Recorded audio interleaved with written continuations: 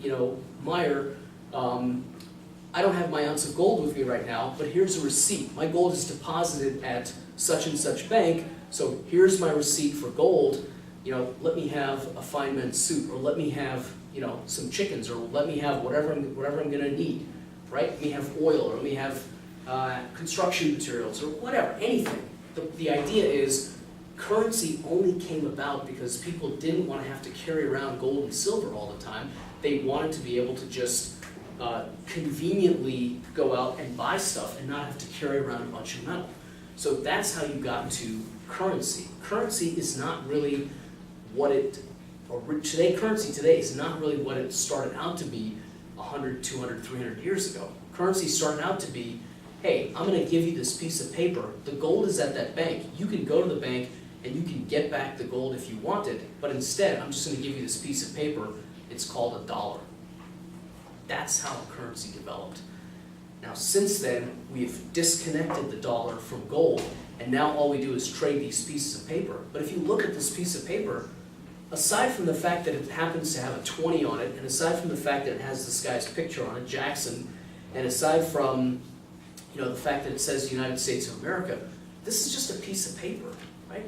Or a piece, I guess it's cotton. What are dollars made of? I think they're made out of cotton. Yeah. All right, this is just a bunch, this is just cotton fibers. This is not, it doesn't have, it's nothing, right? What is it? It's just a piece of paper. It only has value because right now in our society, I can go down to Home Depot or the Gap or whatever, and I can give them this receipt, and they're gonna give me a shirt, right, that they priced at 20 of these receipts. Or they can give me, you know, a pizza or a hamburger or whatever. They're gonna give me something in exchange for this $20, right? But intrinsically, it's only because everyone agrees that this piece of cotton fiber has value. If people didn't ascribe any value to these pieces of paper, they wouldn't have any value. And actually, these pieces of paper have only had acceptance in the marketplace, not tied to gold, for the last 39 years. This country is over 200 years old, right? Until 1971, these pieces of paper, these pieces of cotton, had to be exchanged for an ounce of gold. That's no longer the case. So these are just pieces of, I'm going to keep calling it paper, you know what I'm saying. These are just pieces of paper. That's all they are now. And we are printing these pieces of paper at an astronomical rate because the Federal Reserve is authorized to do so by Congress. And the Federal Reserve actually was Richard Nixon who took us off the gold standard in 1971, and so we don't have to exchange these pieces of paper. They don't have any intrinsic value. They're just pieces of paper. That's all they are. In fact, if you think about it, this is why counterfeiting is a crime. If you think about it, why is counterfeiting a crime? What is the problem with counterfeiting? Well, you're effectively stealing money, right? If you go home, you hop on your computer and you print up a nice $20 bill, right? That's a crime, and it should be a crime because you're not doing anything in exchange for that $20. You're just cheating the system. You're cheating everyone else who holds these pieces of paper out of the value, out of the work that they had to put in to earn these pieces of paper.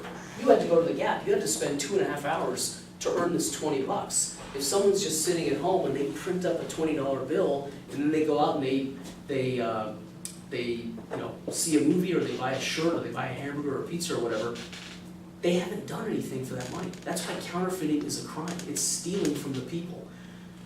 Just because the Federal Reserve has been authorized by Congress to print the money, right? They're not considered counterfeiters. But if you think about it, forget about the criminal aspect of it. If you think about the fact that someone who counterfeits is effectively stealing from everyone else who owns these pieces of paper, who had to work at the Gap for a couple hours to earn this $20, and a counterfeiter just went home to his computer and printed up a $20 bill, he's stealing from the system. He's cheating, right? The Federal Reserve is not counterfeiting. They are duly authorized by law to print up this money. But in principle, they're still cheating the system. It's not a crime because they're authorized. I get it.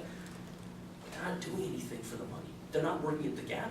They're not providing any resources. They're not providing any chickens. They're not providing any gold. They're not providing anything in exchange for these pieces of paper. They're just printing them up. That's the central tenet of libertarianism, or of libertarian economics, I should say, of Austrian economics. The central idea is you can't just print up these pieces of paper. You gotta be fixed. Why do we choose gold? I'm not really a gold bug, I'll be perfectly honest with you. Gold is convenient, it has been a store of value for many years. It's something that, you know, is malleable, it's shiny, it's durable, it's divisible. There are a lot of reasons why gold has been a store of value for 2,000 years. But in reality, you could have just as well picked anything else, right? It really doesn't matter. Or you could just say, you know what? The amount of currency that we have in the economy is fixed, period. We're not going to necessarily tie it to gold because, you know, it's kind of an arbitrary choice. I think it's a sensible choice. And I think societies, I'm Indian, societies around the world, especially Indians, have relied on gold as a store of value for thousands of years. But it is arbitrary, right? You could just say, okay, there's $1 trillion in the economy. That's it. That's all the money we're going to print.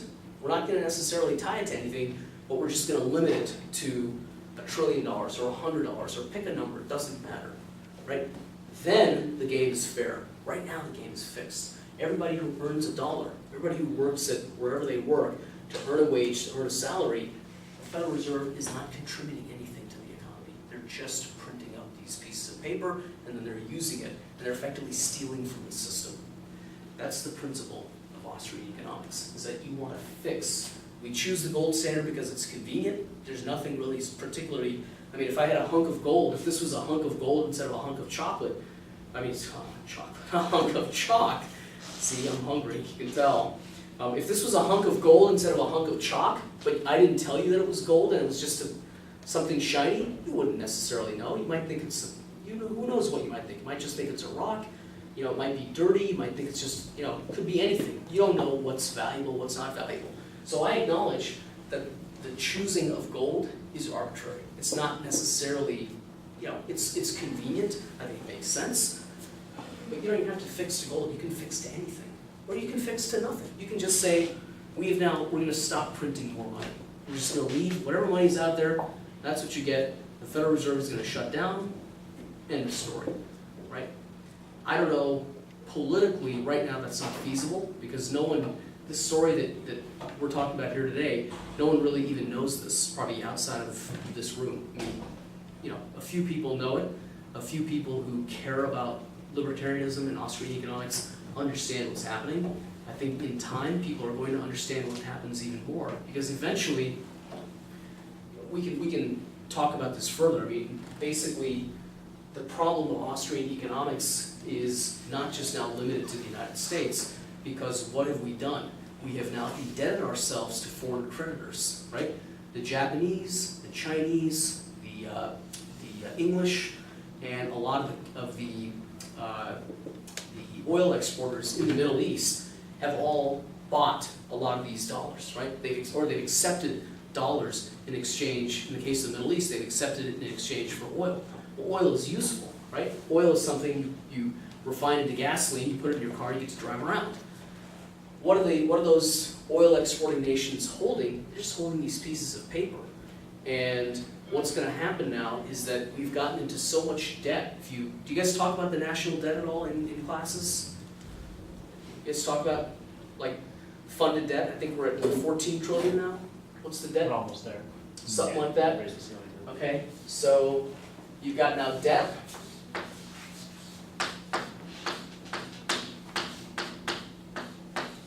Right?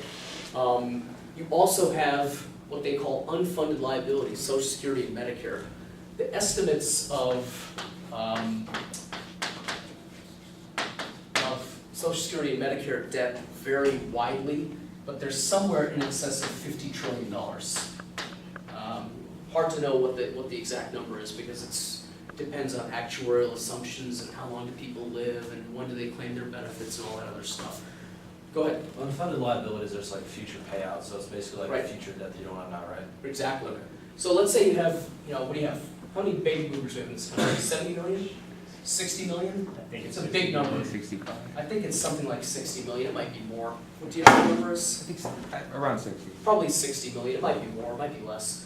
But you've got 60 million people. I mean, our parents' generation, maybe not quite your parents, but certainly my parents. My dad is 68. My mom is